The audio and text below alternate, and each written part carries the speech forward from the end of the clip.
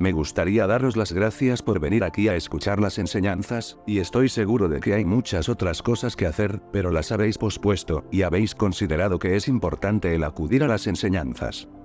Yo aprecio mucho esto. Como todos sabemos, nuestro propósito al reunirnos aquí es el hablar del Dharma. Existen diversas tradiciones espirituales en este mundo, y yo pienso que cada tradición espiritual tiene sus propias cualidades, y todas ellas han hecho contribuciones al bienestar de la humanidad. Yo creo que es importante para nosotros el cultivar el respeto por cada una de las demás tradiciones, y cultivar una percepción pura, apreciando las buenas cualidades de las demás tradiciones. Como seguidores de diversas tradiciones espirituales, si apreciamos adecuadamente cada una de las otras tradiciones, y trabajamos juntos con ellas, creando una armonía entre nosotros, esto contribuirá a la paz y estabilidad mundial. Si en vez de apreciar las cosas buenas de las demás tradiciones, nos dedicamos a criticarnos unos a otros, sacando a la luz los puntos débiles que encontramos aquí y allá, esto creará discordia, y no contribuiremos positivamente al mundo. Como seguidores de diferentes tradiciones espirituales, tenemos la responsabilidad de ser amables y bondadosos con los demás, de otra forma los no creyentes, que no siguen ninguna forma de religión, pensarán que estamos creando divisiones innecesarias entre nosotros mismos. Debido a esto, decimos que nuestra tradición es la mejor y nos aferramos a ella, criticando a las demás tradiciones, y creando divisiones innecesarias. Cuando hacemos esto, la religión que hemos adoptado en vez de calmarnos y de asentar nuestra mente, sirve como combustible para el apego y el odio. Por lo tanto, sé cuidados con vuestra tradición espiritual, y no deis este tipo de impresión a los no creyentes. El crear divisiones innecesarias no tiene nada que ver con las propias tradiciones espirituales. Esto es una debilidad nuestra como seguidores de las tradiciones. Estamos colocando nuestras debilidades dentro de nuestras tradiciones espirituales, y por tanto necesitamos ser cuidadosos con lo que hacemos. Si hacemos un esfuerzo para poner esto en práctica, entonces ciertamente habrá armonía entre los seguidores de las diferentes tradiciones espirituales, y con esta sintonía y cooperación, podríamos hacer una gran contribución a la paz y felicidad del mundo. De entre las diferentes tradiciones espirituales, aquí yo voy a hablar de las enseñanzas del Señor Buda. Como sabéis, la enseñanza del Señor Buda tiene diferentes vehículos o yanas, tales como el pequeño vehículo o hinayana, o el gran vehículo o mahayana. De entre estos dos vehículos, aquí yo voy a hablar principalmente del mahayana o gran vehículo del budismo. Quizá uno pudiera decir que el budismo mahayana o gran vehículo floreció de forma incomparable en Tíbet. Con el transcurrir del tiempo, se desarrolló en diferentes escuelas o tradiciones de lo que es llamado budismo tibetano. Todas las enseñanzas que se siguen en las 4 tradiciones del budismo tibetano son las enseñanzas del mismo maestro. El Buda Sakyamuni dio las enseñanzas, y todos los seguidores de las 4 tradiciones del budismo tibetano están practicando esto. Todas las 4 tradiciones del budismo tibetano han sido florecientes, pero a veces uno puede escuchar algunas cosas desafortunadas, que yo pienso que son conflictos innecesarios dentro de las diferentes tradiciones. Esto es falta de información, la cual ha sido dada cuando no tiene nada que ver con las tradiciones del budismo tibetano. Las 4 tradiciones pueden remontar sus enseñanzas a las propias enseñanzas del Buda, las cuales se originaron en India. A través de los siglos, Tíbet envió a un número de brillantes eruditos a India a estudiar, y se produjo un número de eruditos muy realizados, lo mismo que los Loksawas, los traductores, muchos de los cuales eran emanaciones. Por lo tanto, podemos retrotraer todas las enseñanzas del budismo tibetano hasta las enseñanzas del Buda. De las 4 tradiciones del budismo tibetano, estoy aquí para presentar las enseñanzas de la tradición Gelugpa, la cual también es llamada la tradición sana o la tradición de la virtud. Yo voy a abordar diferentes puntos sobre lo que es la visión filosófica, sobre lo que es la meditación en esta tradición, y lo que es llamado el contacto o el aspecto del comportamiento de esta tradición. Ciertamente sería ideal el hablaros sobre el linaje de maestros de la tradición Gelugpa. Cuando uno habla de las vidas de estos grandes maestros, esto facilita que uno gane respeto, confianza y convicción en estos grandes maestros.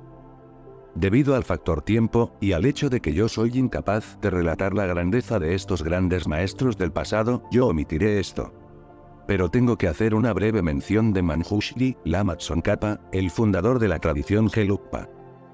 A una edad muy temprana, cuando solo tenía 3 años, él recibió la ordenación de laico o votos de Upasaka de manos de Karmapa Rolpa Dorje. Más tarde recibió su ordenación como novicio, y su plena ordenación, de Choyedon Nerup Rinchen. Desde los 3 años hasta los 16, Lama Tsongkhapa estudió a los pies de estos dos grandes maestros, y recibió numerosas iniciaciones tántricas, comentarios, transmisiones e instrucciones esenciales. Cuando tenía 16 años, se fue al Tíbet central. En Tíbet central continuó sus estudios extensivos y su práctica con muchos grandes maestros tales como Lama Umapa, Yapong Kungapel, Lama Rendawa, y otros. La lista completa de sus maestros sería muy larga, y por lo tanto yo solo menciono unos pocos. Él también estudió con Potan Gyaltsen, Tonghup Zangpo, y otros grandes maestros, recibiendo innumerables transmisiones de las escrituras. Lama Tsongkhapa nunca estuvo satisfecho con el estudio parcial, así que estudió con muchos grandes maestros, y los tratados o shastras de muchos grandes maestros como Maitreya, los 6 ornamentos, y los 2 supremos. Él completó un estudio profundo de todos estos tratados. Estudiando con grandes maestros, él aprendió mucho de las escrituras, de tal forma que llegó a ser el detentador del tesoro de las enseñanzas de las escrituras. También llevó a la práctica las enseñanzas, y en particular él realizó retiros y practicó con gran intensidad, desarrollando elevadas realizaciones. Él desarrolló las realizaciones de los 3 principales aspectos del sendero, las cuales incluyen la intención altruista de alcanzar la iluminación, bodhisattva, y la sabiduría que comprende la vacuidad. Habiendo completado sus intensos estudios de los grandes tratados, y habiendo alcanzado profundas realizaciones, Lama Tsongkhapa hizo un estudio crítico de las enseñanzas del budismo existentes en Tíbet en aquel tiempo. También compuso muchos tratados muy profundos, y más tarde, siguiendo principalmente la tradición del Gran Atisa, fundó la tradición Gelugpa, llamada la nueva tradición Kadampa. Así es como él hizo una tremenda contribución a la restauración del budismo en Tíbet. El motivo por el que estoy haciendo esto, es porque Lama Tsongkhapa no fundó una tradición solo por su propia opinión, sin ningún tipo de base. Él estudió las enseñanzas del budismo que estaban presentes en Tíbet en aquella época, y obtuvo realizaciones. Más tarde fundó esta nueva tradición. Antes de Lama Tsongkhapa había 3 tradiciones Kadampa distintas, tales como la tradición Kadampa textual, que seguía los textos de las escrituras, los seguidores de las instrucciones esenciales o instrucciones de la quinta esencia, y la tradición del Amrim o tradición de los niveles del sendero. Pero Lama Tsongkhapa recibió todas estas tradiciones de grandes maestros, e integró las 3 tradiciones. En lo que se refiere en cuanto al Tantra más elevado, Lama Tsongkhapa recibió enseñanzas sobre el Tantra de Guhyasamaja, principalmente de acuerdo con la tradición del gran traductor Marpa Lotsawa. Recibió enseñanzas sobre Chakrasambhara de acuerdo con la tradición de los maestros Sakya. Recibió enseñanzas sobre Yamantaka de acuerdo a la tradición del traductor Ralosawa. Naturalmente, en esta cuestión no me es posible decir nada sobre las enseñanzas, las transmisiones y todo lo que Lama Tsongkhapa recibió. Yo solo os he dado un vislumbre de las enseñanzas sobre Sutra y Tantra que él recibió. Para experimentar la profundidad y la autenticidad de las enseñanzas de Lama Tsongkhapa, si fuerais a estudiar los 18 tratados que escribió Lama Tsongkhapa, los cuales contienen innumerables citas de los sutras y de los profundos tratados, shastras, de los maestros indios, y también de los maestros tibetanos que lo precedieron, uno generaría confianza en su enseñanza. Veríais su autenticidad, y que está basada en varias fuentes auténticas. Desde el punto de vista filosófico de la visión profunda, Lama Tsongkhapa se basó principalmente en las obras del gran Nagarjuna, de Aryadeva, y de otros maestros que los siguieron. Lama Tsongkhapa estudió las obras de Nagarjuna y de Aryadeva sobre la vacuidad o la visión profunda, y obtuvo una precisa penetración respecto a la forma en la que todos los fenómenos existen verdaderamente, esto es, de la naturaleza última de todos los fenómenos. Él estaba muy complacido con esta realización, y yo, citando un texto suyo, dice: yo he sido capaz de trascender la visión artificiosa. Donde alguna gente puede pensar que él encontró una visión artificiosa e incompleta, él trascendió estos extremos, él logró una penetración precisa en la profunda, la naturaleza última de los fenómenos. Esta naturaleza última de los fenómenos es la misma para todos los tipos de fenómenos, desde la forma, hasta el estado mental de la omnisciencia. Quizá la característica más extraordinaria de su realización y de su trabajo, es cómo la generación dependiente y la vacuidad se complementan una a otra. Conforme uno estudia la generación interdependiente y desarrolla confianza en ella, la comprensión de la vacuidad y la confianza en esa profunda visión también aumentan.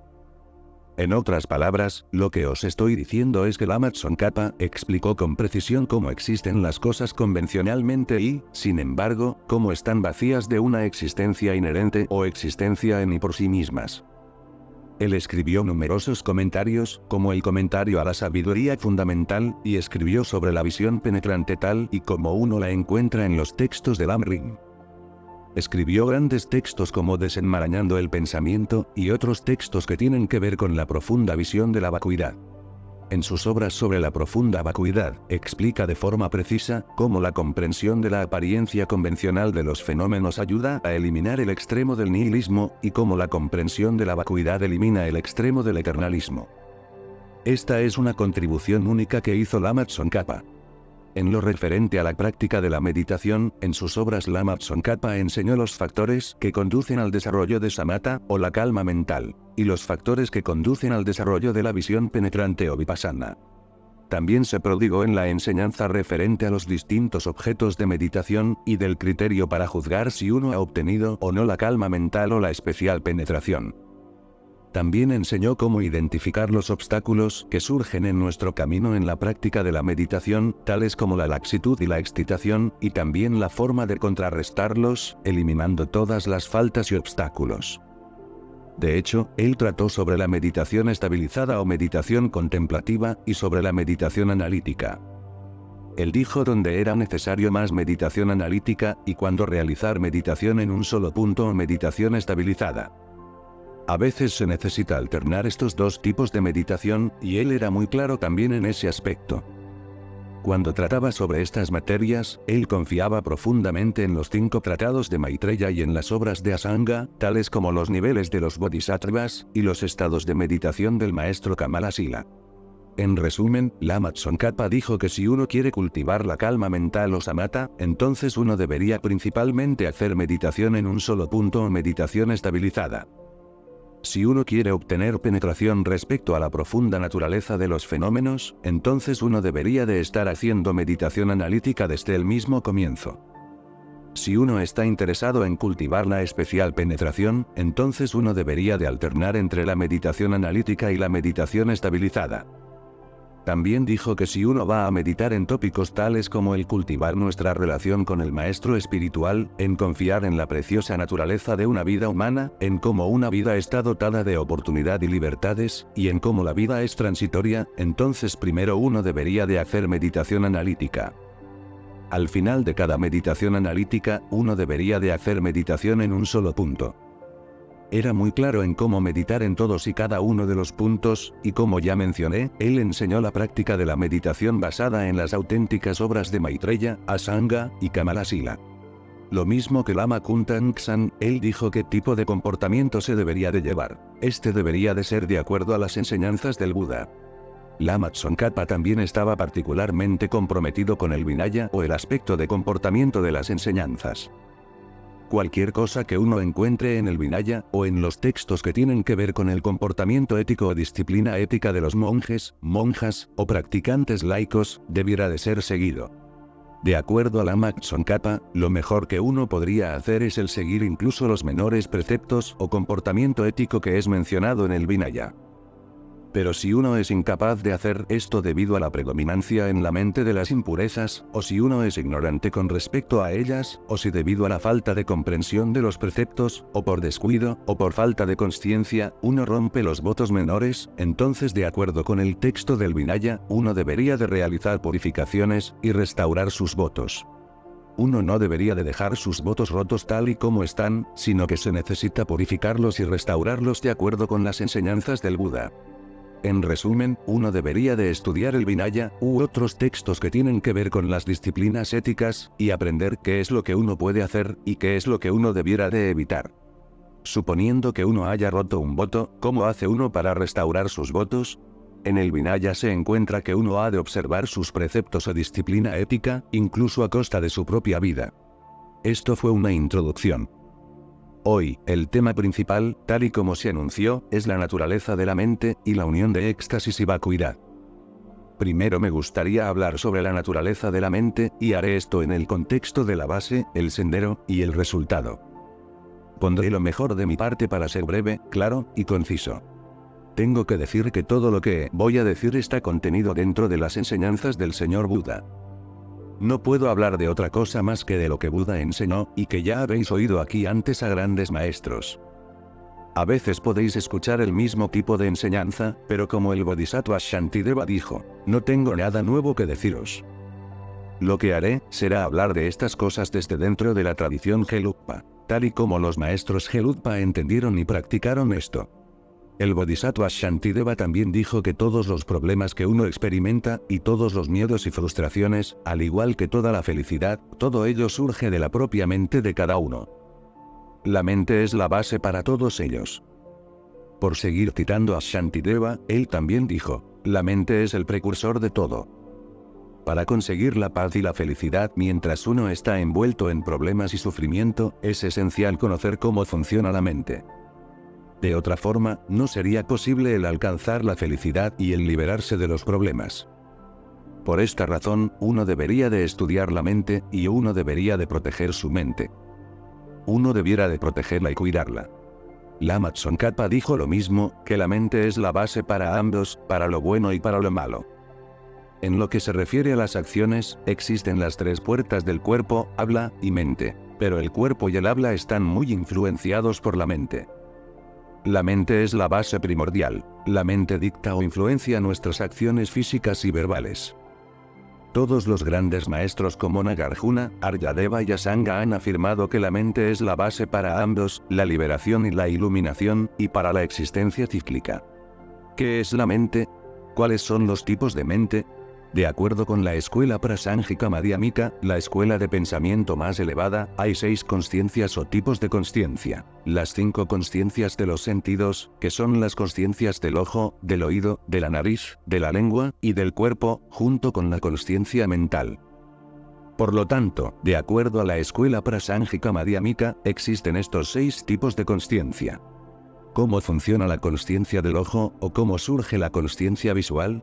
Surge basada en ciertas condiciones, de las cuales la condición fundamental es el ojo, el órgano del sentido, junto con una forma visible. De la interacción de esos factores surge la consciencia visual, o consciencia del ojo. Lo mismo ocurre con las demás consciencias, es decir, que la consciencia del oído descansa en el órgano del sentido del oído, y en los diferentes tipos de sonido. Solo entonces puede surgir la consciencia del oído. La consciencia de la nariz descansa en el órgano del sentido de la nariz, y en los diferentes olores, y la consciencia del gusto descansa en el órgano del sentido de la nariz, y en los sabores. Por tanto, dependiendo de distintos factores, surgen distintas consciencias. Las 5 primeras consciencias son las consciencias de los sentidos, y son consideradas como burdas puesto que dependen de los órganos físicos. Aquellos que han buscado en ellas saben que esto es verdad. Son consciencias burdas.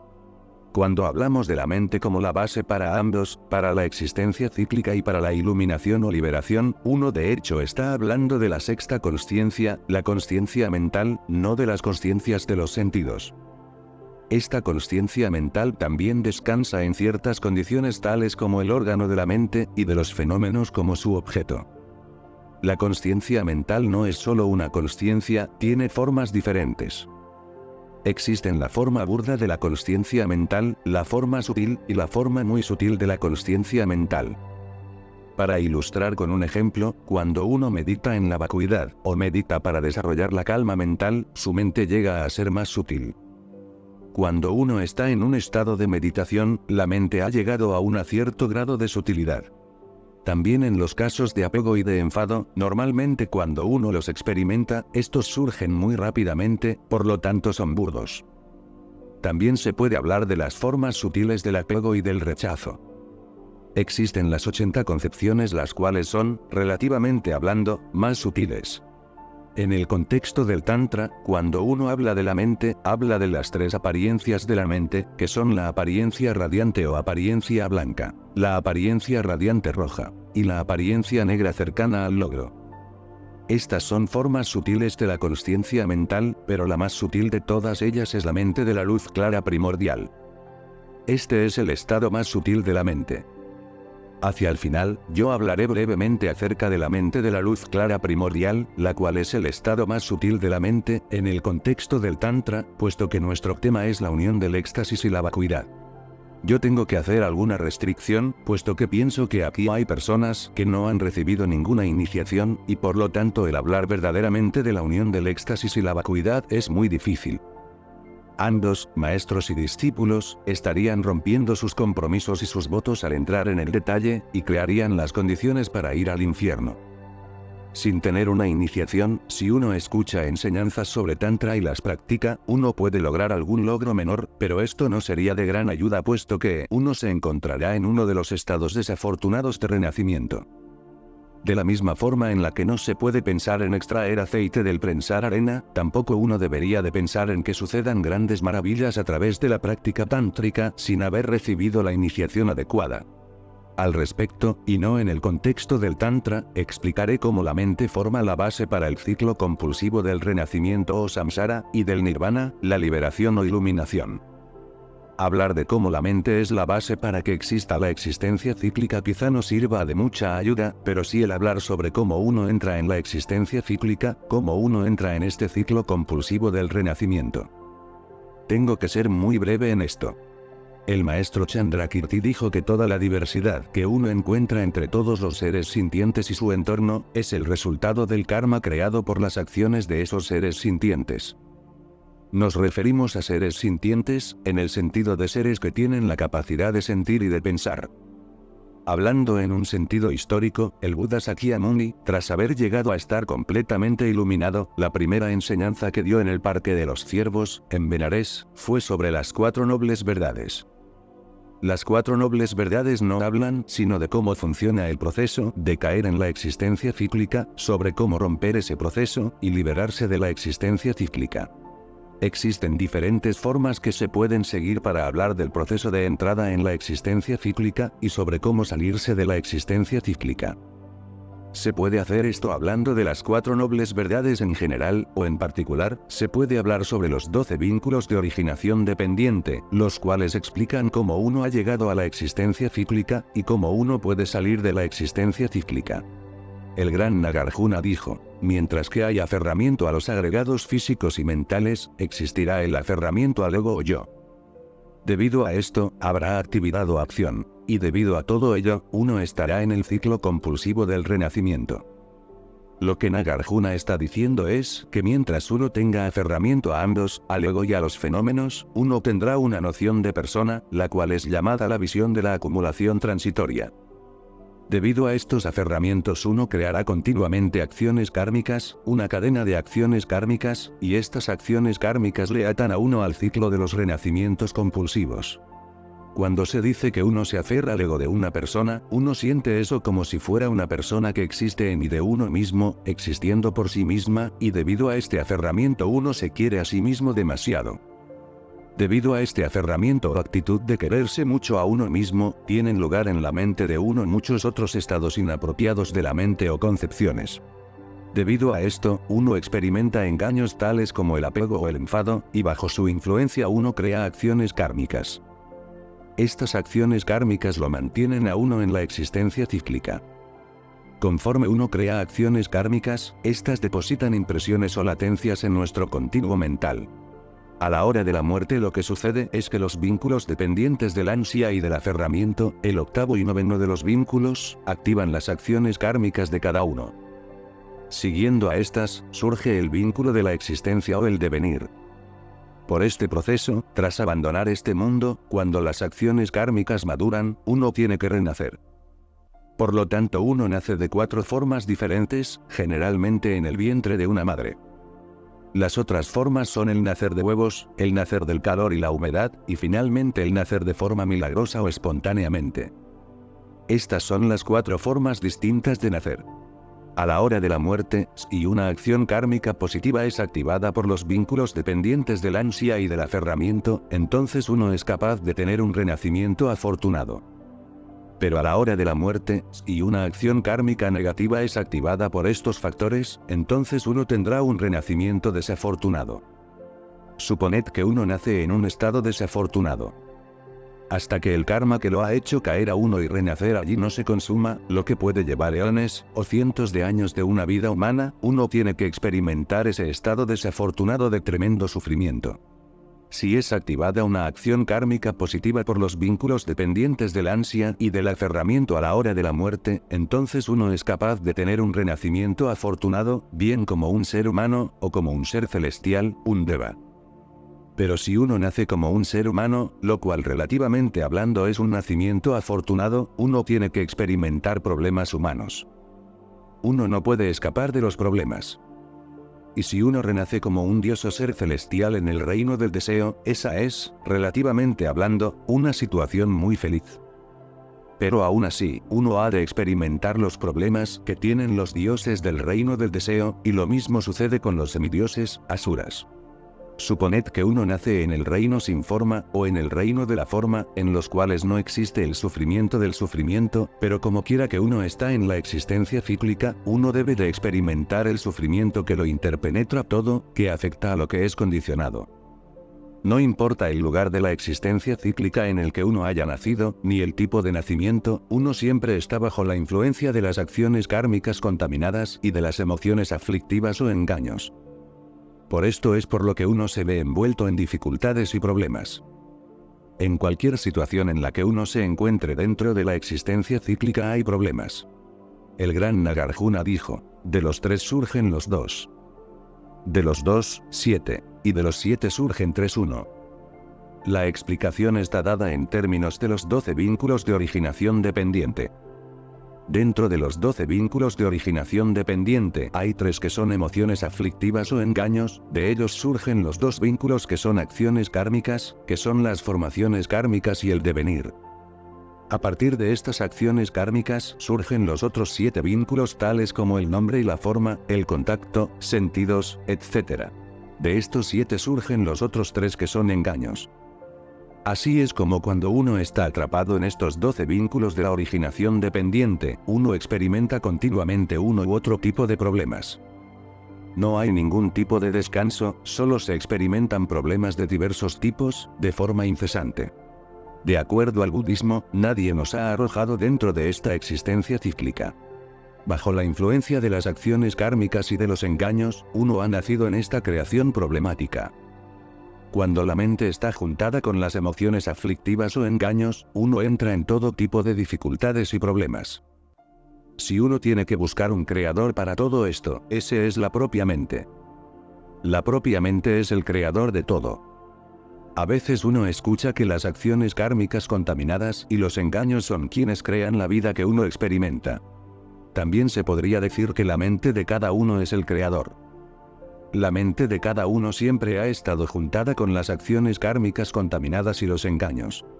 Si uno profundiza en este tema, son las acciones kármicas de cada uno las que le han traído a la existencia cíclica, y si uno investiga más, encuentra que las causas primordiales son los engaños y las emociones aflictivas. La verdadera raíz de las diferentes formas de emociones aflictivas o engaños, es la ignorancia que se aferra a un yo. Esta es la causa, raíz de todos los problemas de cada uno, y la causa de la vida en la existencia cíclica. Solo porque este aferramiento ha acompañado siempre a la mente, es por lo que podemos decir que la mente es la base para la vida en la existencia cíclica. Es la creadora de nuestra vida en la existencia cíclica. Cuando uno busca en su presente situación, uno ve que está controlado por su mente, por su forma de pensar.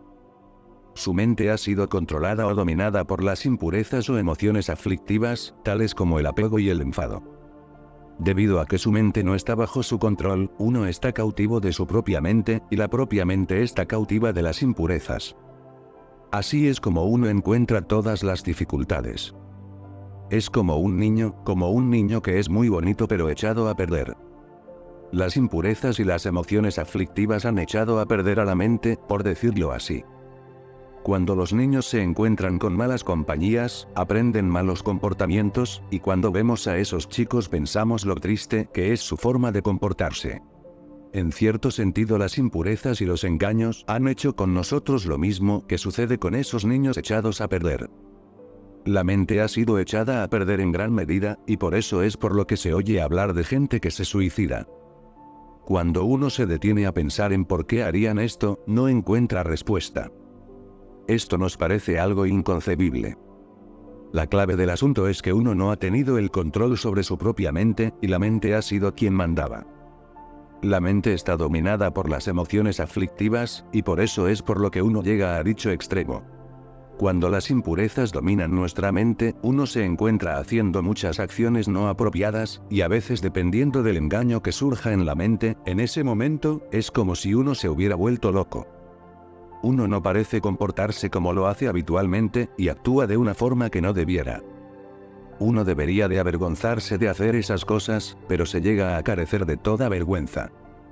El engaño está dictando nuestro comportamiento. Uno desarrolla mucho coraje para hacer ciertas cosas, uno llega a perder el miedo, y comete actos que no debieran de ser hechos.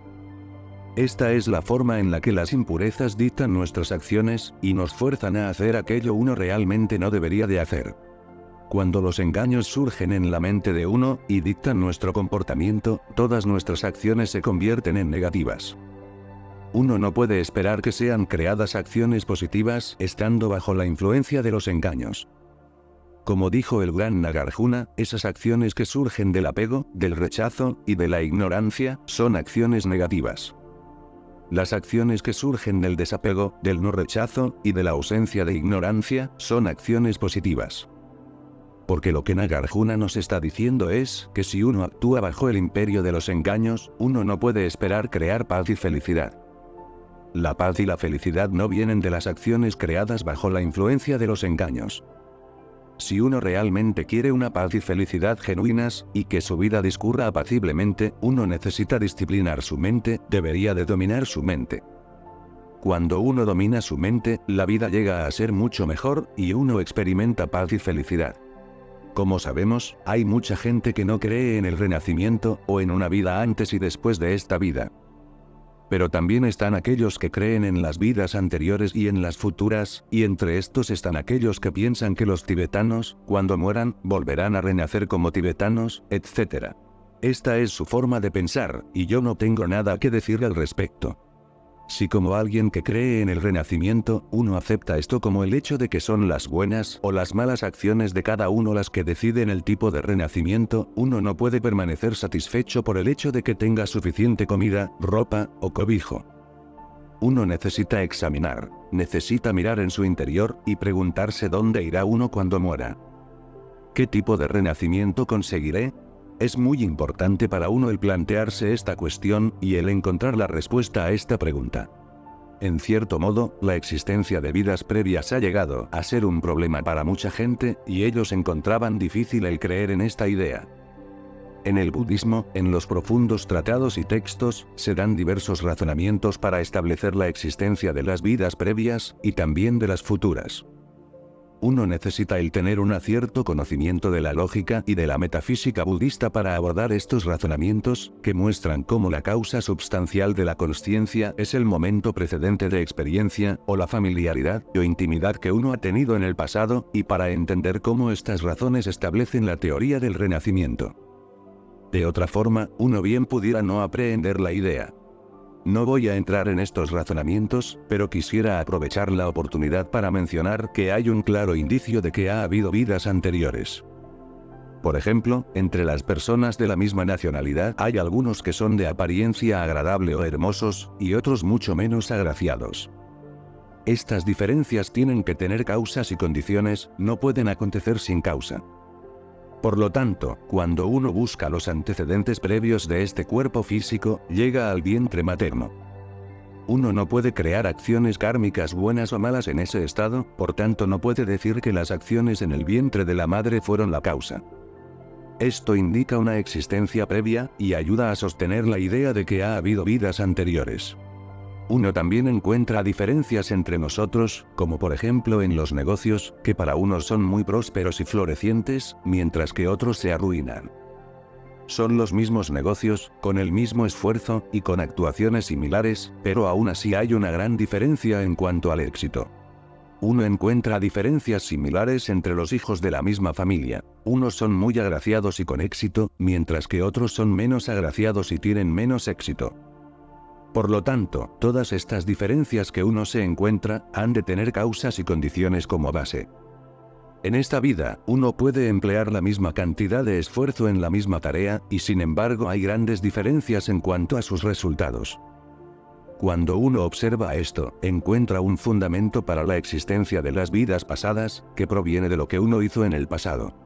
También se puede hablar de cómo niños que han sido educados de la misma forma, en la misma escuela, estudiando con el mismo maestro, con las mismas facilidades, y aún así hay una gran diferencia entre los estudiantes. Los hay que aprenden rápidamente, y los hay que aprenden todo con dificultad. ¿Por qué existe esta gran diferencia? En lo que concierne a las facilidades y a todo lo que puede hacerse en esta vida, todos ellos tienen las mismas oportunidades, pero ¿por qué hay esa tremenda diferencia entre los estudiantes? Yo creo que esto tiene algo que ver con lo que uno hizo en el pasado. Uno encuentra que hay personas con una personalidad muy influyente. Tan solo con su presencia ejerce gran influencia en la gente. Esto no parece una cualidad adquirida, sino algo innato, y pienso que esta cualidad puede remontarse a las vidas previas. En nuestro mundo también encontramos a niños que pueden recordar sus vidas pasadas vívidamente. Esto también nos sugiere que las vidas pasadas existen. Si no existieran, ¿qué es lo que recuerdan estas personas? Si hay vidas pasadas que ellos han recordado, entonces también hay vidas futuras. Con estas líneas de pensamiento, puesto que uno desarrolla cierta creencia en las vidas pasadas y futuras, la teoría de la acción kármica toma más sentido. Entonces uno sabe que ha de ser muy cuidadoso con todas sus acciones, porque uno tendrá que experimentar la maduración de los resultados de todos sus actos. El señor Buda dijo que uno experimentará diferentes situaciones de acuerdo a sus propias acciones. Esto quiere decir que uno no puede negar sus renacimientos en las vidas futuras, por lo tanto se ha de ser cuidadoso ahora con lo que uno hace, si no quiere sufrir en las vidas futuras. Por supuesto, todos nosotros nos queremos mucho, y todos queremos realizar nuestros intereses y deseos. Conforme uno desarrolla un interés por las vidas futuras, lo que uno quiere para su futuro, ayuda a estar interesado por las vidas futuras. ¿Qué es lo que queremos para nuestras vidas futuras? Si uno desea tener felicidad en el futuro, especialmente en las vidas futuras, lo que es pertinente hacer es el entrenar su mente, disciplinar o dominar su mente. Este es el mejor método. Para obtener el tipo de paz y de felicidad que uno quiere, el desarrollo material es bueno, pero no nos asegura una paz y felicidad genuina. Cuanto más progresos materiales hace uno, tanto más dispersa llega a estar su mente, puesto que la mente se distrae con las diferentes cosas materiales. Entonces vienen las tentaciones y todo ese tipo de cosas. Lo único que nos trae una paz y felicidad genuina es el desarrollo interior, la transformación interior, la cual solo puede realizarse a través de la práctica espiritual. Yo no hablo inglés, por lo tanto no sé qué parte de significado tiene la palabra religión con respecto al de la palabra tibetana Cho, el Dharma. La palabra tibetana Cho significa todo lo que uno debe de hacer para cambiar o transformarse. Cuando se habla de practicar Cho o Dharma, esto implica que uno está haciendo el cambio, transformándose uno en un ser mejor. Si uno quiere lograr las mayores realizaciones, y hacerlo mejor a través de la práctica espiritual, entonces uno tiene que seguir el sendero espiritual gradual. Primero uno tiene que estudiar y practicar los tres principales aspectos del sendero, que son renunciación o aversión a la existencia cíclica, la bodhisattva o la intención altruista de alcanzar la iluminación, y la visión profunda o la penetración en la vacuidad. Habiendo cultivado estos tres principales aspectos del sendero, entonces uno entra en la práctica tántrica, realizando la práctica del tantra del yoga más elevado. De esta forma, uno puede alcanzar la iluminación en una sola vida. Si uno es capaz de seguir este proceso, que es el mejor, uno engrandecerá al mayor de los logros. Como hay diferentes senderos espirituales que uno puede seguir dentro del budismo, si a uno no le importa el tardar mucho tiempo en alcanzar la iluminación, si uno tiene este tipo de determinación, entonces uno cultiva la actitud iluminada de desarrollar la intención altruista de lograr la iluminación. Después de haber logrado esta actitud, puede llevar 3 grandes, incontables eones de acumulación del mérito y de la sabiduría necesarias, y durante este proceso, trabajando para ellos, uno es tremendamente beneficioso para los seres sintientes. Uno está trabajando para alcanzar la iluminación y así poder dar el mejor beneficio a los seres sintientes. Por tanto, este es un camino, el que sigue el camino de los bodhisattvas, y cómo ellos benefician a los seres sintientes. Uno también puede seguir el camino de los realizadores solitarios o pratyekabuddhas. Uno puede seguir los niveles de este sendero y lograr la condición de Arat, o el estado de realización de un realizador solitario.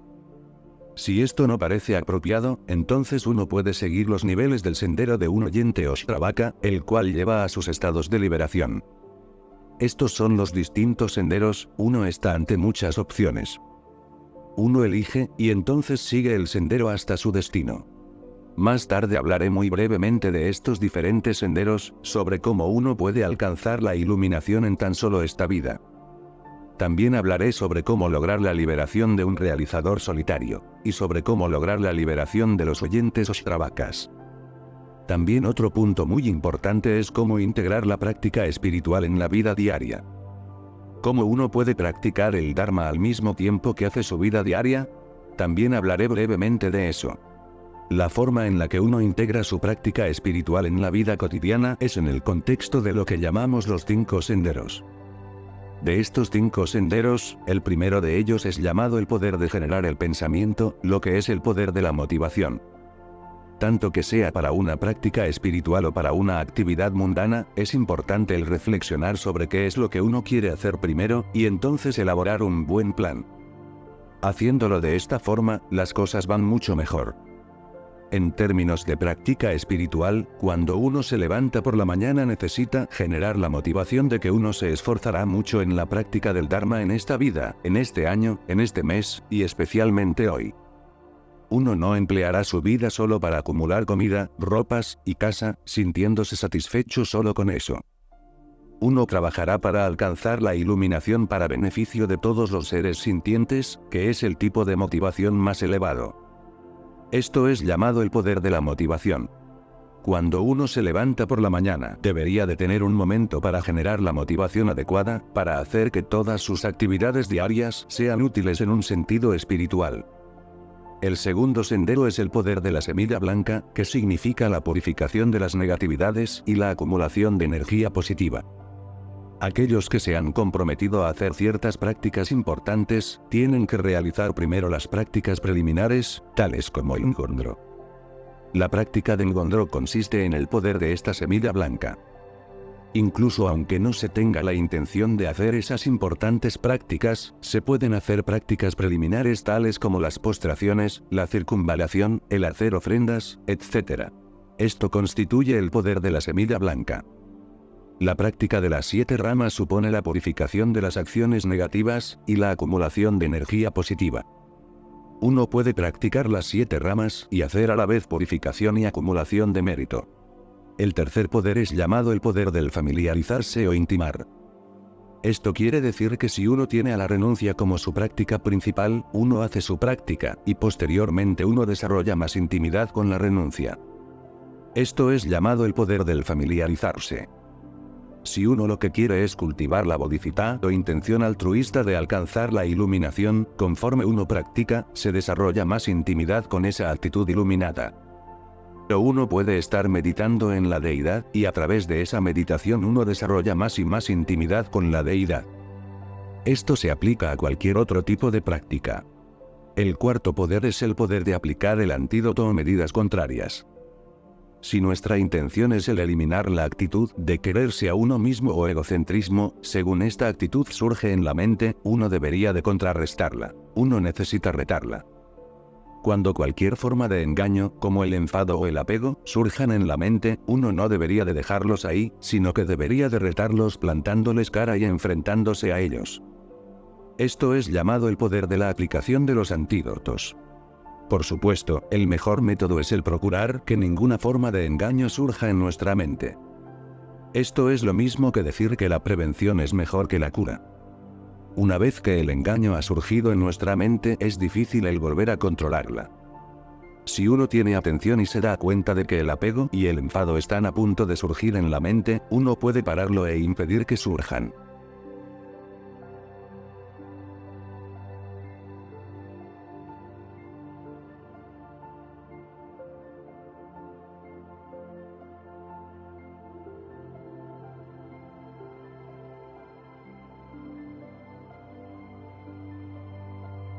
En el caso de que uno no sea capaz de impedir que surjan los engaños en la mente porque uno se ve expuesto a diferentes situaciones y a diferentes objetos, una medida que se puede emplear de forma temporal es el mantener a los objetos de apego y de rechazo a distancia, y evitarlos.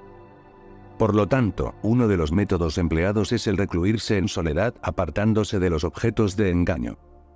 Esto puede ayudar de forma temporal. Por cuanto que uno tiene engaños, si uno se encuentra con los objetos de estos engaños, es difícil no experimentar los engaños. Por lo tanto, en ese caso, se intenta evitar los objetos de engaño. El quinto poder es el poder de la oración de aspiración, y aquí se puede decir que de cualquier tipo de oración. Que pueda yo ser capaz de dirigir mi mente hacia la práctica espiritual. Que pueda mi práctica espiritual llegar a ser un sendero espiritual. Que pueda este sendero espiritual ser llevado al estado de realización. Todas estas son oraciones maravillosas. Uno también puede rogar para que el Dharma, la fuente de beneficio y felicidad para todos los seres sintientes, florezca en todo el mundo. Que puedan todos practicantes sinceros y los que defienden el Dharma tener largas vidas y buena salud. Sin embargo, el mejor tipo de oración es: que pueda yo no estar nunca separado de la mente altruista de alcanzar la iluminación de la Bodhisattva en esta vida y en las futuras. Esta es la mejor oración de aspiración que uno pueda hacer. Este es el poder de la oración de aspiración. De hecho, el egoísmo es el mayor obstáculo a la práctica en el contexto del gran vehículo. Al final uno hace oraciones de aspiración y dedicación. Uno puede rogar por tener una vida larga y con buena salud, pero eso solo es una oración ordinaria. En vez de ello, uno debería de rogar por la paz, la felicidad y la prosperidad de todos los seres sintientes, y que uno pueda engendrar esta actitud iluminada en todas las vidas futuras. Si uno hace esto en la vida diaria, entonces su vida estará muy bien integrada con la práctica espiritual. Las enseñanzas del Señor Buda consisten en lo que son llamadas las 84.000 enseñanzas o secciones. Estas 84.000 enseñanzas están incluidas dentro de las 12 categorías de las escrituras, o las 9 categorías, según sean los diferentes modos de clasificar estas enseñanzas colocándolas en diferentes canastas. Uno también podría decir que las enseñanzas del Buda están todas incluidas dentro de las 3 canastas o Tripitaka: Sutra, Abhidharma y Vinaya. El contenido de estas 3 canastas ha sido juntado o resumido a su esencia por el gran Apisa en su lámpara en el camino a la iluminación. 3. Incluso las cosas más comunes pueden ser aprendidas observando qué están haciendo otros. Uno no puede aprender todas y cada una de las cosas a no ser que se vaya a estudiar con maestros profesionales. Si esto es cierto para las cosas ordinarias, es especialmente cierto en el viaje espiritual que uno quiere emprender. Es como el ir a una tierra o a un destino desconocido, pero la transformación interior no es nada que pueda ser visto o que pueda escucharse con el oído. Aquí es muy importante para uno el cultivar una relación con un maestro espiritual cualificado. Ahora uno ha obtenido este precioso renacimiento como humano libre de los principales obstáculos para la práctica del Dharma, y también posee los factores enriquecedores para lograr la realización. Si uno quiere hacer el mejor uso de su vida, y llevar a cabo no solo objetivos temporales en esta vida, sino que busca también la meta espiritual última, entonces no puede ser perezoso, y ha de usar esta vida de forma adecuada. Uno tiene el potencial para poder llevar a cabo sus metas. Esta preciosa vida humana es muy difícil de obtener, y ello es debido a que las causas necesarias para obtener este tipo de vida son difíciles de crear. Ahora uno tiene esta preciosa vida humana, pero esta vida no durará siempre. Tiene una naturaleza transitoria, por tanto es muy inestable. Si uno no hace el mejor uso de ella ahora, llegará el momento en el que uno tendrá que abandonar esta vida, y se irá con las manos vacías. Por lo tanto, cuando a uno le llega el tiempo de abandonar este mundo, y reflexiona sobre lo que ha hecho durante su vida, en todas esas actividades mundanas que uno creía tan importantes, no parecen tener mucho sentido a la hora de la muerte. Solo si uno ha creado energía positiva y ha practicado el Dharma, entonces esto podría permanecer con uno en el crucial momento de la muerte. De otra forma uno estará desamparado frente a la muerte. Solo el Dharma puede ayudarle a uno en ese momento. Uno debería de reflexionar y meditar en todos estos puntos tan importantes. Cuando uno medita seriamente en estos puntos, primero realiza una meditación analítica donde saca a relucir todas las razones dadas para establecer cada punto y para indagar cada punto. Al final de cada meditación analítica, se realiza una meditación en un solo punto o meditación estabilizada sobre cada punto. El propósito de meditar en los puntos que yo he mencionado es para que uno sea capaz de eliminar el aferramiento a esta vida. Uno está demasiado apegado a esta vida y a las cosas de esta vida, las cuales son las que nos encadenan firmemente al samsara. Uno ha de liberarse de este aferramiento a esta vida, y el meditar en estos puntos ayudará con esto. Si uno se sigue aferrando a esta vida, uno puede practicar, pero la práctica del Dharma no será tan efectiva. Uno puede llegar a pensar que ha estado practicando durante mucho tiempo, y sin haber obtenido gran beneficio. Esto nos está diciendo que no hemos estado practicando el Dharma de la forma adecuada, en su forma pura. El practicar para obtener beneficios solo en esta vida no es una práctica de Dharma. Uno tan solo se confunde a sí mismo, y no será capaz de alcanzar sus metas más elevadas, sus metas espirituales. Por eso es por lo que lo primero que tenemos que hacer es liberarnos del aferramiento a esta vida. De otro modo, uno no será capaz de liberarse de su aferramiento a la prosperidad material, ni en esta, ni en las vidas futuras. También uno debiera de meditar en los diferentes aspectos de la ley del karma o acción kármica. Sus principales características o aspectos son la certeza de las acciones kármicas. Esto quiere decir que si uno crea una acción kármica positiva, definitivamente traerá un resultado positivo. No es posible que pueda aportar problemas o dificultades. Si uno crea una acción kármica negativa, traerá un resultado negativo. Esta es una ley de la naturaleza. Así pues, esta es la certeza de la acción kármica. El segundo punto es la característica que tiene el karma de incrementarse. Esto quiere decir que uno podría crear una pequeña acción positiva, y esta con el paso del tiempo puede intensificarse y traer un gran resultado. Lo mismo ocurre con una leve acción negativa. Con el paso del tiempo se intensifica y le puede traer a uno graves problemas. La tercera característica del karma es que cualquier acción kármica que uno no haya creado o acumulado, no hará que se experimenten sus resultados. Uno mismo es el único responsable de sus acciones, y a partir de las acciones que uno crea, uno experimenta los resultados. Uno no ha de preocuparse por los resultados de las acciones que no haya creado, puesto que no experimentará sus resultados. La cuarta característica es que cualquier acción kármica que uno haya creado, sea buena o mala, salvo que sea destruida por determinados factores, nunca desaparece. Puede tardar eones y eones, pero las acciones kármicas que uno ha creado traerán sus respectivos resultados. Por ejemplo, si uno crea una acción kármica positiva y esta nunca es destruida por su ira, puede tardar muchos eones en manifestar su resultado, pero definitivamente tal resultado ocurrirá.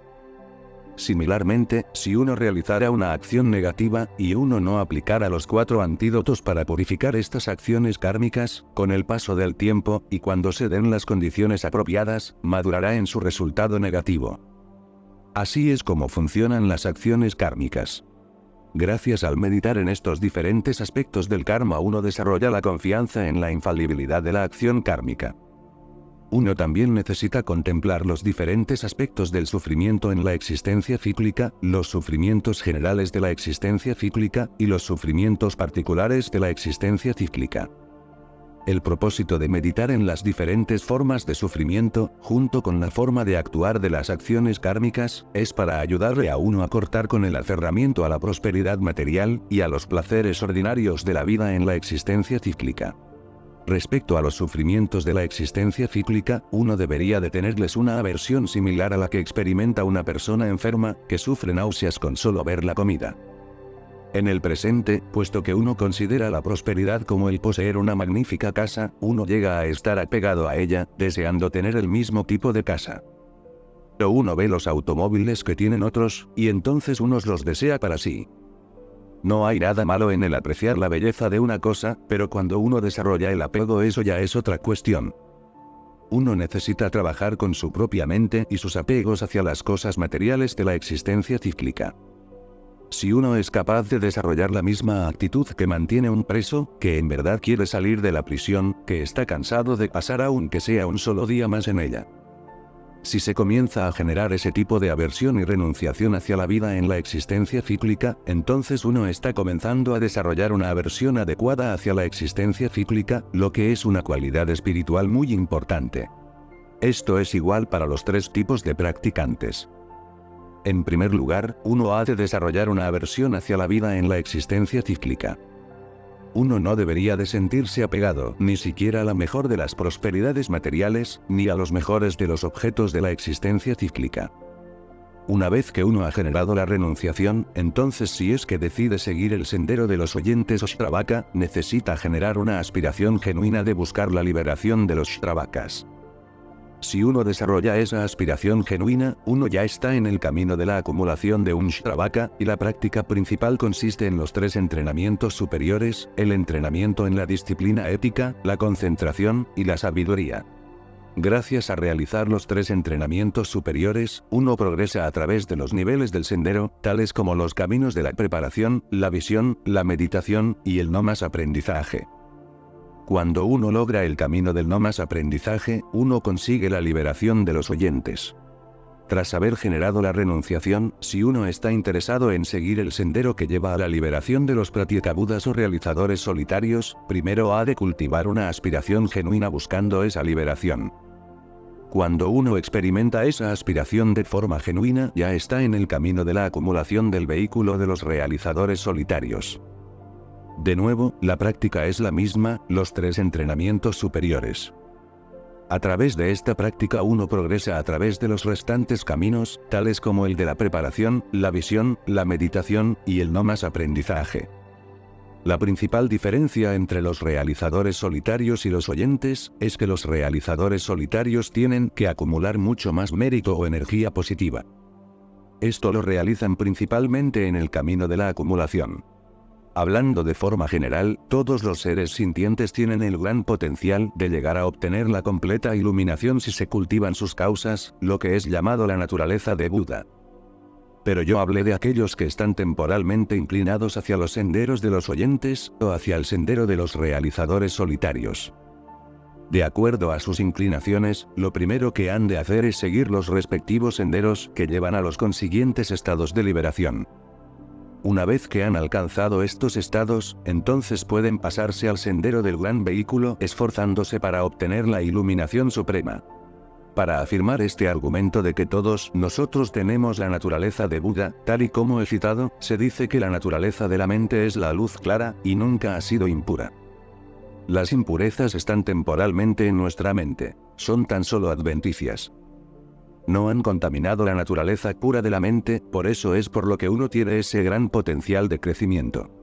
Cada uno de nosotros, y de hecho todos los seres sintientes, tienen la naturaleza de Buda 1, la cual es de dos tipos: la naturaleza de Buda que permanece naturalmente, y que es la causa principal para que uno logre el cuerpo de la verdad o Dharmakaya, y la naturaleza de Buda que se desarrolla, que es la causa principal para obtener el cuerpo de la forma o Rupakaya.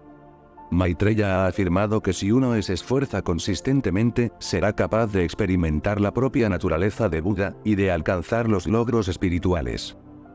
Incluso si un insecto hiciera semejantes esfuerzos, también él alcanzaría la iluminación suprema. Esto quiere decir que todos compartimos esa naturaleza de Buda. Puesto que tenemos la naturaleza de Buda, es debido a esta condición por lo que todos nosotros podemos llegar a ser Budas, si hacemos los esfuerzos debidos. Otra razón por la que uno puede llegar a ser un Buda, es que tal y como dije, la naturaleza de la mente es la luz clara, pura, y nunca mancillada. Las impurezas que uno tiene en su mente no forman parte de la naturaleza de la mente. Por decirlo así, estas impurezas nunca han contaminado la pureza de la mente. La naturaleza de Buda que permanece naturalmente, la cual es la vacuidad de la mente de uno, esa ultimada naturaleza de la mente de cada uno, ha permanecido siempre pura desde un tiempo sin principio, y nunca ha sido contaminada. Por lo tanto, todos los engaños e impurezas que uno tiene en su mente solo son temporales, y si uno aplica los antídotos adecuados a cada uno de ellos, se eliminan. Pueden ser eliminados, pueden ser quitados. De la misma forma que la naturaleza del fuego es el calor y el quemar, la claridad y la quietud son la naturaleza de la mente. Por tanto, la claridad y el poder de quietud de la mente nunca han sido contaminados por los engaños. Las impurezas, tal y como ya dije, solo son temporales. Por temporales, quiero decir que estas impurezas están separadas de la mente. Uno puede eliminar las impurezas de su mente y experimentar la pureza de su mente. Porque podemos hacer esto, es por lo que hay la gran posibilidad de que nosotros podamos llegar a ser una persona iluminada. En el caso de un practicante mahayana, una vez que ha generado la renunciación, si uno tiene unas grandes cualidades, debería directamente de meditar en la vacuidad, la naturaleza última de todos los fenómenos. Una vez que ha ganado penetración en la vacuidad, entonces ha de cultivar la mente convencional de la iluminación, que es la bodhisattva. En el caso de un practicante mahayana de facultades más limitadas, una vez que ha generado la renunciación, primero cultiva la mente altruista de la iluminación o bodhisattva. Después estudia la vacuidad, y desarrolla la penetración en la naturaleza última de las cosas. Para cultivar la mente altruista de la iluminación existen dos técnicas diferentes o dos linajes. Uno es llamado las 6 causas y el resultado, la quinta esencia de las instrucciones para desarrollar la mente de la iluminación, y los practicantes de facultades más limitadas normalmente comienzan con esta práctica. Los practicantes de facultades más amplias desarrollan la mente altruista de la iluminación practicando el otro linaje, las instrucciones llamadas igualándose y cambiándose uno con los demás. No importa cuál de los dos linajes se practique. Con cada uno de ellos se puede experimentar la intención altruista de llegar a iluminarse. Tan pronto como uno experimente genuinamente la mente de la iluminación o bodhisattva, uno se encuentra en el camino de la acumulación del Mahayana. Este es el camino de entrada al budismo Mahayana, y tal y como se ha dicho, una persona que desea llegar a estar completamente iluminado, ha de cultivar la mente de iluminación, la cual es la fuente de la iluminación. Debería de estar estabilizada, y ser tan firme como el monte Meru, el rey de los montes. Si no se cultiva la mente de la iluminación, no hay otra vía posible con la que se pueda alcanzar la iluminación. Si uno quiere alcanzar la iluminación, tiene que cultivar la mente altruista de la iluminación o bodhisattva. Con la mente de la iluminación, cualquier cosa que uno haga, especialmente si practica la generosidad, la moralidad o disciplina ética, paciencia o tolerancia, etc., todas sus acciones llegarán a ser los hechos de un bodhisattva, y su práctica se convertirá en perfecciones. Tan pronto como uno genera la estabilización meditativa que integra la calma mental con las penetraciones especiales, uno se encuentra en el camino de la preparación del Mahayana. Entonces, conforme uno continúa con su práctica y desarrolla una gran intimidad con estas penetraciones, uno progresa en los senderos restantes. Cuando uno desarrolla una penetración directa y experimenta la vacuidad, está entonces en el camino de la visión del Mahayana. Conforme uno desarrolla una intimidad incluso mayor con esta penetración directa, junto con los medios hábiles, uno progresa en el camino de la meditación, y en el camino del no más aprendizaje. Todo esto es dentro del contexto del Sutrayana o el gran vehículo del budismo. Esto quiere decir que uno ha de acumular mérito durante 3 incontables eones. En los caminos de la acumulación y de la preparación, uno es capaz de acumular mérito durante un incontable eón. En los 7 primeros niveles espirituales, Bhumis, a partir del primero llamado gozoso, hasta el 7º, en ellos se realiza una acumulación de mérito o energía positiva durante un incontable eón. En los 3 últimos niveles, desde el 8º al 10º, se acumula mérito durante el último eón, y entonces se llega a la completa iluminación. Con esto finaliza mi exposición sobre los 3 vehículos, habiendo creado el contexto para hablar un poco sobre la práctica tántrica. Existen 2 entradas en el sendero o vehículo del Tantra. Uno puede entrar desde el camino de la acumulación del Mahayana, o se puede entrar en el sendero del Tantra desde el 10º Bhumi. En verdad, estas 2 puertas de entrada son las 2 formas en las que se puede entrar en el sendero del Tantra. Nosotros somos una excepción, puesto que entramos en el sendero del Tantra desde todo tipo de entradas. La razón por la que se entra desde el camino de la acumulación del Mahayana o desde el 10º Bhumi es que para realizar la práctica tántrica, primero uno ha de hacer las prácticas comunes, uno ha de cultivar el sendero común, que son los tres principales aspectos del sendero: renunciación, bodhisattva, y la sabiduría que realiza la vacuidad. Habiendo cultivado primero estos senderos, entonces uno puede entrar en el práctica tántrica, y uno está cualificado para practicar tantra. Entonces uno busca a un maestro Vajra cualificado, recibe las iniciaciones comunes, y entra en las prácticas tántricas. El sendero del tantra es considerado como muy profundo y rápido, y puede llevarle a uno al destino final con la mayor rapidez. Pero su profundidad y rapidez también depende del lamrim o los estados del sendero, especialmente de los tres principales aspectos del sendero, como dije anteriormente. En Tíbet hay un dicho: la razón por la que el pastel de queso y mantequilla es tan delicioso, depende de la mantequilla. Sin la mantequilla solo es una bola de queso seco. Por lo tanto, la profundidad y la rapidez del tantra se debe al lamrim, el sendero común. Sin el sendero común, el sendero del tantra solo está lleno de ruidos rituales, fat, fat. Si uno quiere ser un practicante de tantra cualificado, entonces tiene que cultivar la mente altruista de la iluminación o bodhisattva.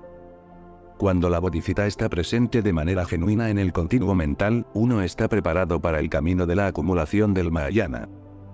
Entonces uno puede entrar en la práctica del tantra. En este contexto, no es suficiente con cultivar solo la bodhisattva relativa, uno ha de cultivar la mente altruista de la iluminación extraordinaria. Esta mente extraordinaria de la iluminación le da a uno el empuje para que cuando vea el sufrimiento de los otros, no sea capaz de tolerarlo. Uno no puede sentarse indiferentemente, sino que tiene que hacer todo lo posible por remediarlo. Este empuje, este tipo de impulso interior es necesario. Una vez que uno ha desarrollado esta mente altruista extraordinaria de la iluminación, si uno quiere practicar los tres tantras inferiores, se necesita recibir las iniciaciones comunes en los mandalas de los respectivos tantras, de un maestro Vajra cualificado. También tiene que recibir el comentario del tantra. Si uno desea practicar el yoga tantra más elevado, el Mahanuttara Yoga Tantra, es lo mismo. Uno necesita encontrar a un maestro Vajra cualificado, y recibir completas las 4 iniciaciones. Entonces uno puede entrar en la práctica tántrica. De hecho se dice que el Abhiseka, o autorización, es la puerta de entrada al tantra. Suponed que uno desee practicar el tantra de Guhyasamaja, que es uno de los yoga tantras budistas más elevados. De hecho el Guhyasamaja tiene 2 tradiciones. Uno podría recibir la iniciación de acuerdo a la tradición de Jnanapada, o a la del Aryanagarjuna. De acuerdo a la tradición del Aryanagarjuna, uno debe de recibir la autorización de Guhyasamaja llamada iniciación del diamante de Akshobhya, y recibir estas 4 iniciaciones. Una vez que se han recibido estas iniciaciones, entonces uno ya puede practicar los 2 estados, el de generación y el de conclusión. Para un principiante este es el orden que ha de ser seguido, no hay otra forma. Sin practicar el estado de generación uno no puede practicar el estado de conclusión, porque se dice que estos 2 estados son como escalones en una escalera, uno ha de ir paso a paso. En el caso especial de que alguien ya haya generado una comprensión del estado de generación en una vida previa, ese practicante puede practicar directamente el estado de conclusión. Este es un caso excepcional. Una vez que uno ha recibido la iniciación o autorización apropiada, ya puede comenzar a practicar primero el estado de generación. De acuerdo a la tradición de Jnanapada del Guhyasamaja, uno tiene que practicar lo que se llaman las 4 gotas, o bindu, para el estado de conclusión. De acuerdo al vasto mandala de Vajrapani, uno ha de practicar los 4 tipos de bendiciones. De acuerdo a la práctica de Yamantaka, uno ha de hacer los 4 yogas, los cuales constituyen la práctica del estado de conclusión. De acuerdo a la tradición Gantapa, uno ha de practicar los 5 niveles, y estos 5 niveles son el estado de conclusión, pero no son los mismos 5 niveles del estado de conclusión del Tantra de Guhyasamaja. De acuerdo al Tantra de Kalachakra, uno ha de practicar los 6 yogas preparatorios. Lo que es común a todas estas prácticas de estos estados de conclusión, son los 6 yogas de Naropa. Todas estas son clasificaciones diferentes, y existen 8 de ellas, a las que se refiere como los 8 grandes comentarios de acuerdo a la tradición del colegio tántrico inferior. Para daros un poco más de comprensión de los 5 niveles del estado de conclusión del Guhyasamaja, de acuerdo a la tradición del Arya Nagarjuna, los 5 niveles son el nivel de aislamiento del cuerpo y el nivel de aislamiento del habla, ambos contemplados como un único nivel, el nivel del aislamiento de la mente, el nivel del cuerpo ilusorio, el nivel de la luz clara, y el nivel de la unificación. A veces se habla de los 6 niveles del estado de conclusión del Guhyasamaja, a veces se habla de 5, pero solo es una clasificación, no supone ningún conflicto. Ahora vamos a ir al tópico principal de la unión del éxtasis y la vacuidad. La práctica del aislamiento del cuerpo, en la que un practicante que ha completado ambos, los yogas burdo y sutil del estado de generación, y que está meditando en la gota sutil en la base inferior del canal central, o sitio secreto, es capaz de llevar todos los vientos al canal central.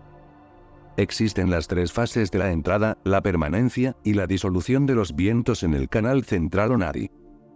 Justo antes de que esto suceda con los 2 niveles del estado de generación, hasta este nivel en el que es generada una cierta sabiduría exaltada, es llamado el nivel del aislamiento del cuerpo.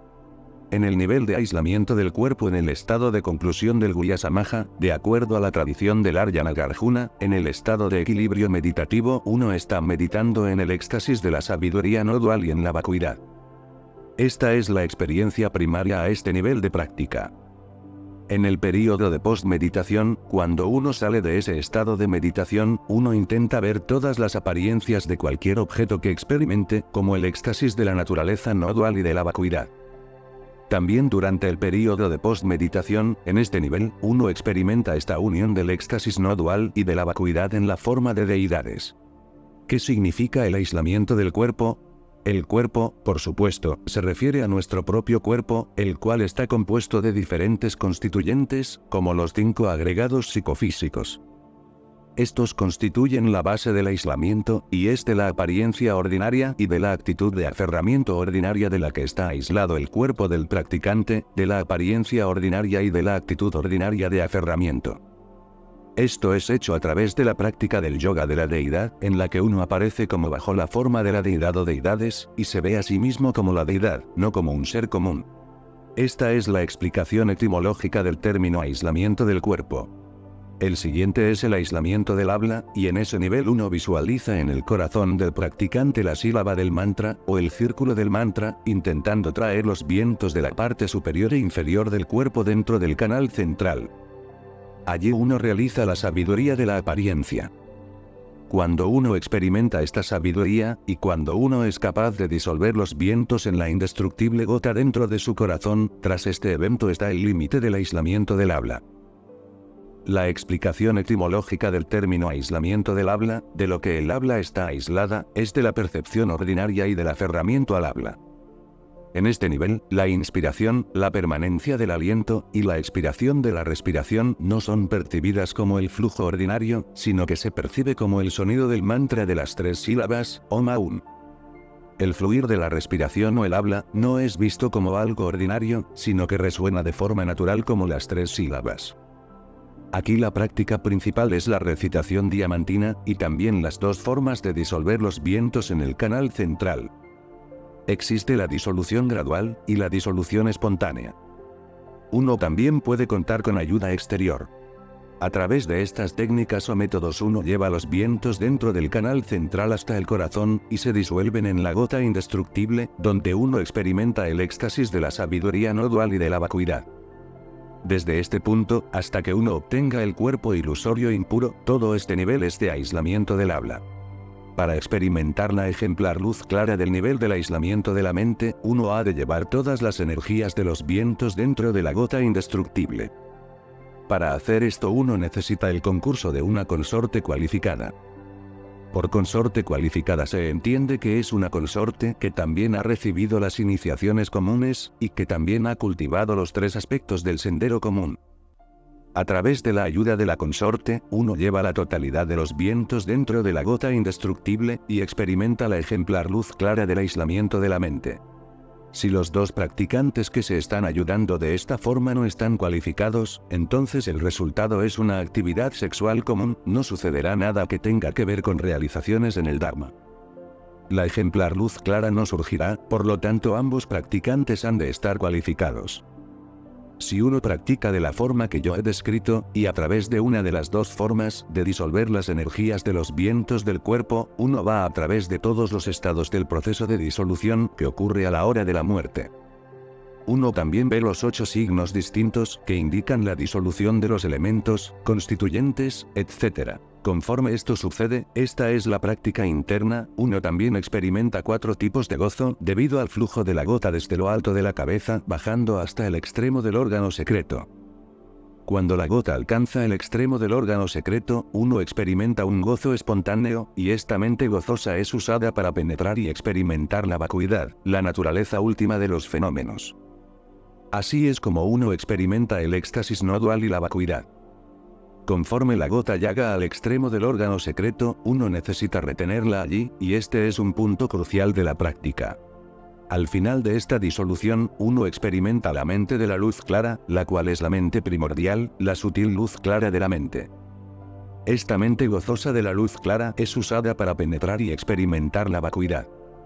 Esta mente de la luz clara también es llamada la mente de la luz clara ejemplar del nivel del aislamiento de la mente.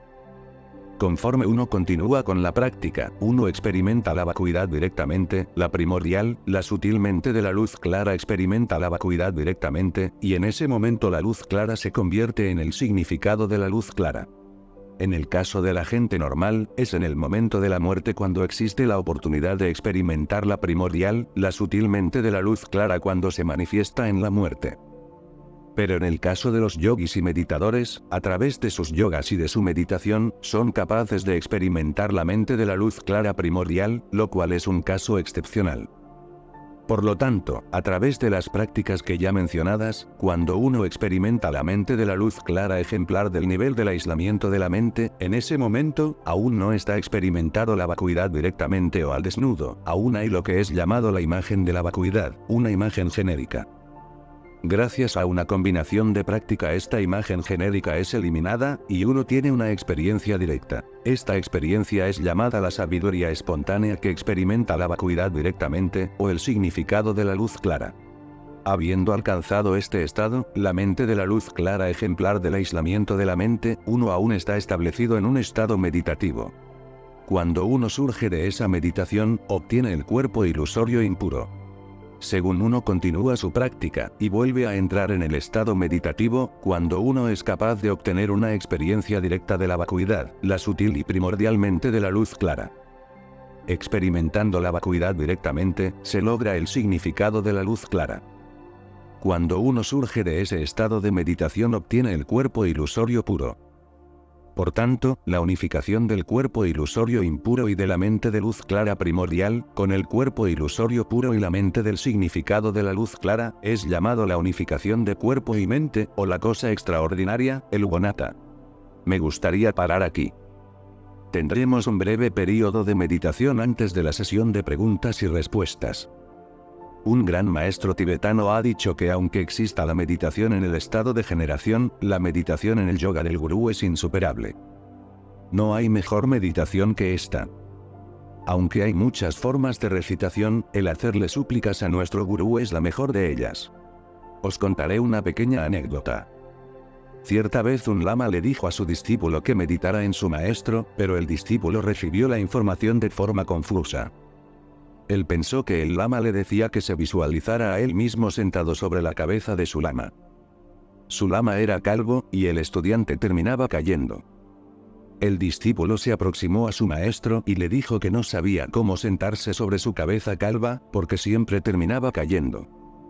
El lama, que era muy diestro, en vez de reñir a su discípulo, le dijo que lo mejor para él sería el que meditara en el lama sobre su propia cabeza.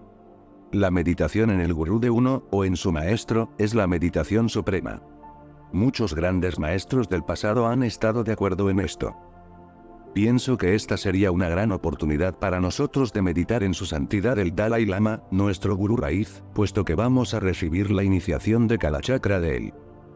Pienso sería apropiado para nosotros el hacer esta meditación. Él ha ganado el premio Nobel, al par que es la encarnación de la gran compasión, y tiene mucho que aportar a la paz y felicidad en el mundo. Meditemos en su santidad bien sentado sobre nuestras cabezas, frente a nosotros, o en nuestro corazón. Sin embargo, si sois calvos, su santidad podría caerse. Rayos de luz emanan del cuerpo de su santidad, los cuales entran en nuestros cuerpos, y estos rayos purifican todas nuestras impurezas y pensamientos negativos. Una vez purificados, estos rayos de luz son emitidos desde ti hacia todos los demás seres sintientes, los cuales purifican sus estados mentales negativos. Todos experimentan paz, armonía y felicidad. Pensad también que cuando los rayos de luz entran en nuestros cuerpos, también alargan la duración de nuestras vidas, nos traen buena salud y nos ayudan en nuestras prácticas. Preguntas y respuestas. Pregunta: ¿cómo ha de hacer uno para desarrollar una motivación adecuada? Respuesta: por supuesto, la mejor de las motivaciones es la mente altruista de la iluminación o bodhisattva. Uno también puede cultivar otras motivaciones apropiadas. Para la bodhisattva uno se propone cultivar el pensamiento de beneficiar a todos los seres, repitiendo el pensamiento deseo alcanzar la iluminación para beneficio de todos los seres sintientes. Generalmente, el reflexionar constantemente en este pensamiento ayuda a generar un sentimiento dentro de uno. Pregunta: de los dos aspectos del distanciarse de los engaños, o del llevar las dificultades al sendero, ¿cuál es la mejor práctica? Respuesta: para quienes están comenzando, si no son capaces de coger las dificultades de las situaciones problemáticas como una oportunidad para transformarlas en práctica, entonces sería mejor el mantener las situaciones a distancia. Pregunta: su santidad ha afirmado que no hay diferencia en los logros, entre los vehículos del Sutra y el Tantra. Pero como la mente que realiza la vacuidad en el Tantra es más sutil y profunda, ¿por qué son consideradas iguales? ¿Qué diferencia hay a la hora de ayudar a los seres sintientes a escapar de la existencia cíclica? Respuesta: en cuanto concierne al logro definitivo de la iluminación, no hay diferencia entre que sea logrado desde la práctica de Sutra o de Tantra. En el caso del estado de la mente de la iluminación, la bodhisattva desarrollada a través de las técnicas del Tantra es más profunda y rápida, y por lo tanto uno está más determinado, y tiene más fuerza para trabajar para alcanzar la iluminación. Tiene más que ver con la técnica que con la mente que realiza la iluminación. En la vida, vemos gente que tienen una determinación mayor a la hora de hacer algo, que logran su propósito más rápidamente, mientras que otros no son capaces de poner esa intensidad. Pregunta: en general, ¿debe el karma de fructificar siempre, o puede ser evitado a través de la purificación o realización? Respuesta: de esto ya hablamos.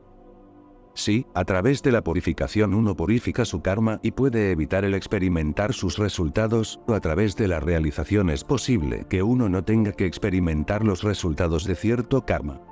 Un ejemplo es que si uno es un practicante entusiasta del yoga del gurú, es posible para uno el ver en un sueño a su maestro reprendiéndole, y entonces ciertas negatividades son purificadas. Pregunta: ¿hay alguna forma de ayudar a un amigo que ha muerto? Respuesta: normalmente uno recita oraciones de purificación por ellos, y también hace ofrendas para su bien. Esto puede ayudar al fallecido. Pregunta: ¿cómo puede uno abordar una falta de habilidad a la hora de visualizar adecuadamente cuando se practica el estado de generación?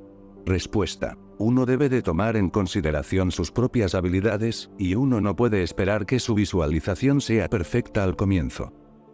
Uno realiza la visualización de acuerdo a sus propias capacidades, y conforme el tiempo pase, sus habilidades crecerán, y uno verá progresos. Con paciencia, si uno continúa con su práctica de la visualización del estado de generación, llegará el tiempo en el que uno podrá realizar la visualización muy bien. Por ejemplo, cuando uno aprende a escribir por primera vez, no lo hace muy bien. Con la práctica de la escritura se llega a saber escribir, y más tarde uno escribe bien. De la práctica de la visualización puede decirse lo mismo. Pregunta: uno oye con frecuencia hablar del sufrimiento del samsara, pero muy poco se oye sobre los gozos del samsara. Puesto que ambos, sufrimiento y gozo, son impermanentes, si la naturaleza del samsara es el sufrimiento, ¿por qué tenemos que pensar así? Respuesta: si uno hablase de todas las cosas agradables del samsara, entonces uno nunca desarrollaría una aversión hacia la existencia cíclica, y uno querría permanecer aquí. Permitidme hablar sobre los problemas que uno encara si permanece en el samsara, y cómo ayuda el generar la aversión. ¿Qué es lo que a uno le trae todos los problemas, y cómo puede uno evitarlos? A través de la comprensión del sufrimiento y de sus causas uno es capaz de generar compasión hacia otros seres sintientes. Cuando uno conoce su propia situación, eso también le ayuda a uno a aminorar su orgullo y arrogancia. Todos estamos muy apegados a la existencia cíclica. Si hablamos de todos los aspectos agradables de la existencia cíclica, solo se intensificará nuestro apego. No pensaremos en abandonar la existencia cíclica. Pregunta. Yo me pregunto si son adecuadas las deidades indias o tibetanas en Occidente. Respuesta. Cualquiera que desee alcanzar la iluminación tiene que crear las causas para el logro del Rupakaya de un ser iluminado, y del Dharmakaya. La causa principal para obtener el cuerpo de la forma de un ser iluminado es el generarse a uno mismo como una deidad, el yoga de la deidad. La causa principal para alcanzar el cuerpo de la verdad de un ser iluminado es el meditar en la vacuidad. Se necesita que sean creadas estas causas para obtener los cuerpos iluminados. Los maestros Kadampa solían decir que todo el mundo tenía una deidad en la que meditar y un mantra que recitar, pero yo no encuentro muchas personas que tengan un estado mental de verdadero Dharma. Así que pienso que para los principiantes es más importante el cultivar la mente altruista de la iluminación, la bodhisattva. Pregunta. Si el karma negativo crea sufrimiento en el futuro, ¿no existe una tendencia a sentir menos compasión por aquellos con una infancia desgraciada, como la de los niños que sufren abusos? Respuesta. Cualquiera de las acciones que uno haga, no solo las negativas, condiciona su vida futura. En el caso de aquellos que tienen vidas desgraciadas, especialmente los niños víctimas de abusos, uno necesita comprender la situación y cultivar la compasión hacia ellos. No hay forma de que la ley del karma pudiera obstruir el que uno genere compasión hacia ellos. Pregunta. Dado la ley del karma, puesto que los tibetanos han generado tanto mérito a través de los siglos, ¿cómo puede usted explicar las terribles atrocidades cometidas contra los tibetanos por los chinos? Respuesta. Los tibetanos han generado una tremenda energía positiva, al igual que muchas acciones negativas. En este momento, las acciones negativas han madurado, y el pueblo tibetano está experimentando atrocidades. Las acciones kármicas positivas que han sido acumuladas traerán sus resultados en el futuro. Pregunta. ¿Debe uno de comenzar en cada una de sus vidas el proceso de aprendizaje del desapego, o llega a ser más fácil? Respuesta. Si uno es capaz de superar el apego en esta vida, entonces no tendrá necesidad de hacerlo otra vez en ninguna otra vida futura. Si uno ha trabajado duro en esta vida, y en gran medida ha superado el apego, en las vidas futuras será más fácil para uno el generar el desapego. Esto es lo mismo para con cualquier otro tipo de engaño, y la práctica espiritual llega a ser más fácil en las vidas futuras. Pregunta. ¿Cuál es la diferencia entre la unión del gran gozo y la vacuidad, y el Mahamudra? Respuesta. Uno puede hablar de esto en el contexto de la práctica del Sutrayana o de la práctica del Tantrayana. En la práctica del Sutrayana, la sabiduría que comprende la vacuidad es llamada Mahamudra o el gran sello. En el contexto del Tantrayana, la mente de la luz clara ejemplar y la mente del significado de la luz clara, en donde la experiencia del éxtasis y la vacuidad ha llegado a ser no dual, son llamadas Mahamudra o el gran sello. Pregunta. ¿Cuál es la diferencia entre el apego al deseo de comprar un coche nuevo y el apego al abandonar la existencia cíclica? Respuesta. Cuando uno habla de la aspiración por abandonar la existencia cíclica, eso no es una forma de apego. En el caso del querer un coche nuevo, eso tampoco es necesariamente un apego. El solo deseo de tener un coche nuevo no significa que uno esté atado al coche. El apego puede llegar a estar envuelto en la situación. La aspiración de abandonar la existencia cíclica no es una forma de apego. Pregunta. ¿Qué diferencia hay entre resistir el enfado y suprimirlo? Respuesta. El mejor método para uno es el no llegar a enfadarse a las primeras de cambio. La prevención es la mejor técnica, pero cuando el enfado surge uno debería de aplicar los antídotos para superar su enfado. Uno necesita trabajar con su mente y aminorar la intensidad de su enfado. Pregunta. ¿Qué tipo de existencia hay una vez que se haya acabado la existencia cíclica? ¿Qué queda del individuo y cómo puede ayudar a los demás? Respuesta. Cuando uno logra la liberación de la existencia cíclica, uno está libre de los problemas de la existencia cíclica, y tiene una gran capacidad para ayudar a los demás seres sintientes. Cuando uno se libera de la existencia cíclica no sucede el que todo termine y no quede nada. Lo que queda es el estado de liberación, como se sabe.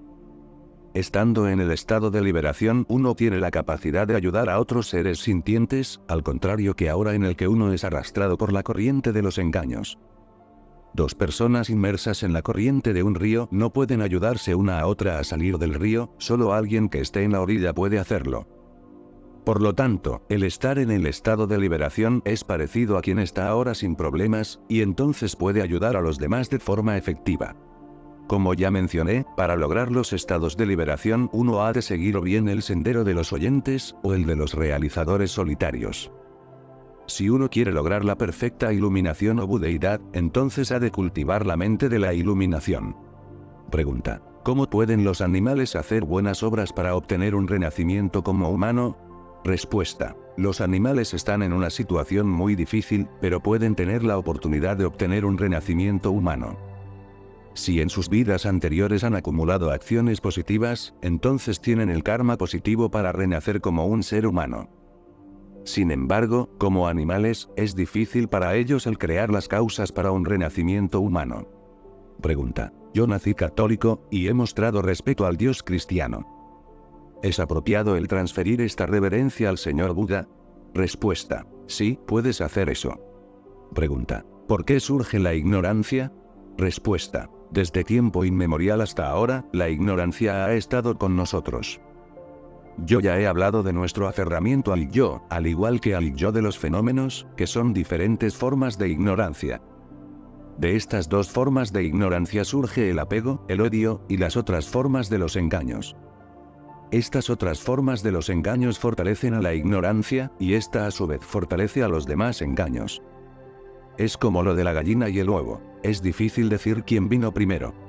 Pregunta: ¿la meditación en la vacuidad es lo mismo que la meditación en la luz clara? Respuesta: a veces se refiere a la vacuidad como la luz clara objetiva, y a la sabiduría que comprende a la vacuidad como la luz clara subjetiva. En este sentido, la meditación en la vacuidad puede decirse que es la meditación de la luz clara. El término luz clara es usado de formas diferentes, y uno debe de aprender en qué contexto está siendo usado. Pregunta: ¿cuál es la importancia especial del yoga del gurú?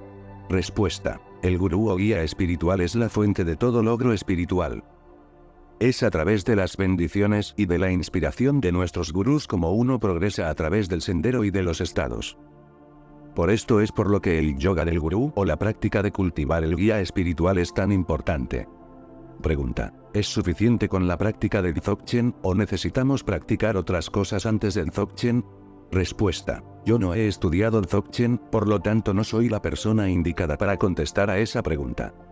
Pregunta: ¿podría explicar cómo la imagen de la mente siendo similar a un cielo con nubes se relaciona con la aplicación de los antídotos de las aflicciones, tales como el enfado, no solo dejándolas pasar, sino enfrentándose a ellas? Respuesta: las impurezas que uno tiene en su mente no se irán por sí mismas. Uno ha de aplicar los antídotos, y uno tiene que practicar. Así es como uno purifica la mente de negatividades y de impurezas. Si las impurezas pudieran irse por sí mismas, ahora todo el mundo estaría libre de todas las impurezas, puesto que ya ha pasado una cantidad de tiempo inmensurable. Si uno no aplica ninguno de los antídotos para las impurezas, y las deja tal y como están, uno tan solo logrará que aumente la familiaridad con las impurezas, y éstas llegarán a ser cada vez más fuertes y más poderosas. El mejor de los antídotos para todas las impurezas, para erradicar completamente las impurezas, es la meditación en la vacuidad. Pregunta: ¿podría decir algo más sobre el cuerpo ilusorio? Respuesta: puesto que hay quienes no han recibido las iniciaciones, no puedo hablar más sobre el cuerpo ilusorio. Quizá, si estás interesado, puedas más tarde tener una oportunidad de encontrar más acerca del cuerpo ilusorio.